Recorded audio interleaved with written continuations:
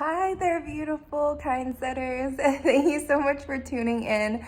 This is a safe space to explore all the amazing ways that kindness plays a pivotal role in a winning mindset.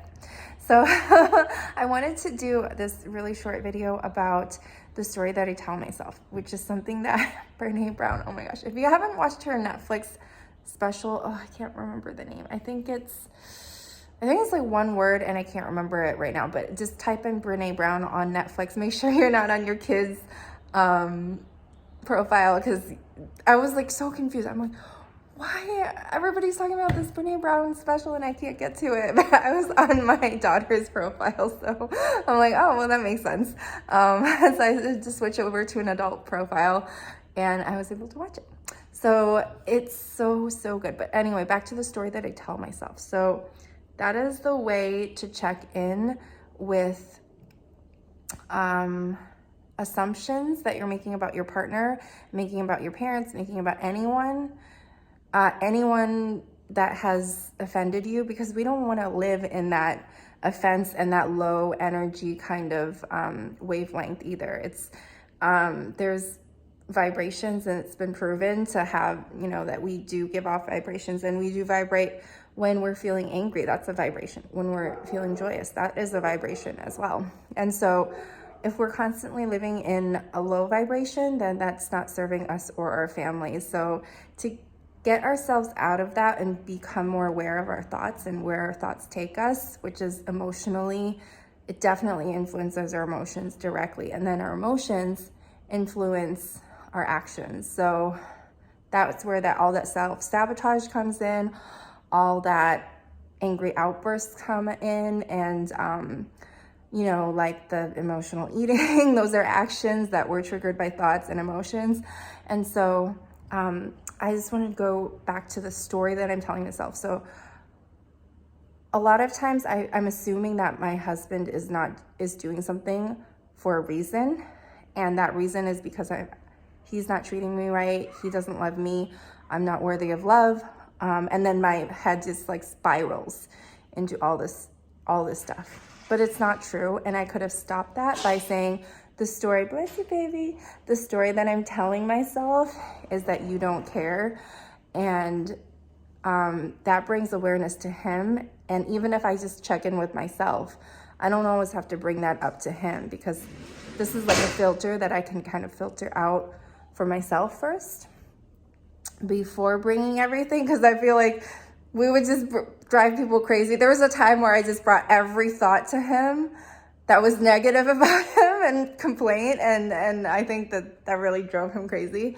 And then he did that to me too, and I think it just was totally just such a back and forth cycle that just perpetuated a ton of grief and resentment and control, and also just trying to change the other person when the other person wasn't ready or didn't even really need to be changed in that way, because that's where we were at that point. So the story that I'm telling myself, so I'm just going to use an example. We have this water thing, and my husband was like, you never fill this out, it's always, you never do this, you're always like this. Those are like the stories that we tell ourselves, which is not true. Maybe once in a while we do things that piss our partners off, but it's really, a lot of times it's not a dig at them, unless we're really hurt, and then sometimes it turns into that. But a lot of times we're just trying to get by, and we're just trying to, we all have quirks, and we all have things that don't, we look at the other person and we don't like their quirks sometimes, or we clash with their quirks. And so he was just saying, you never fill this water filter, Berkey thing. And you just filled it up for yourself. And then I was like, wait, let me stop you here. I do that because I have bad habits. And that's a story that you're telling yourself, but it's not true. And I will be more aware of refilling the Berkey all the way up. And I just want you to know that that's not accurate.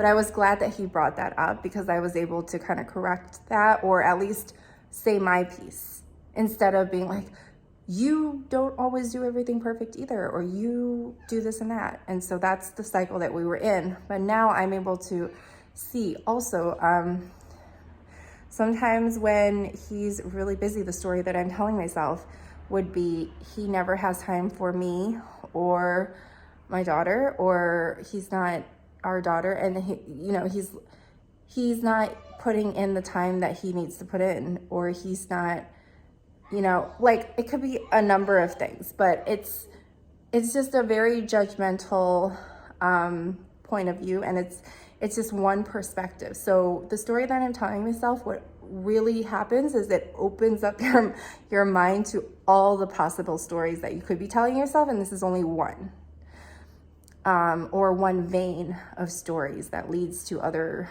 detrimental thoughts. So I was just like, oh my gosh, this is like so moving and such a beautiful story. Like, the way that she explained it was so powerful. I just love her so much and her work so much, about vulnerability. And she's like joking. She's like, I'm a shame researcher. And then she's like, nobody talks. Or she's like, if I'm not in the mood to talk to anyone, she'll just say, I research shame. And then they'll be like, okay. But what an amazing thing, to get in touch with that, because everybody does have it, and I think we suppress it and we try not to go there and be vulnerable.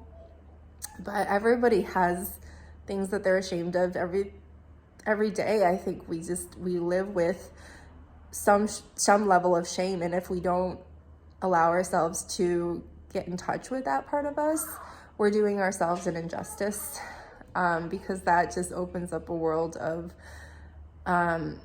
knowledge and wisdom about ourselves and what makes us tick, and what triggers us, and what triggers our partners too, or it just really opens our world to all the possibilities.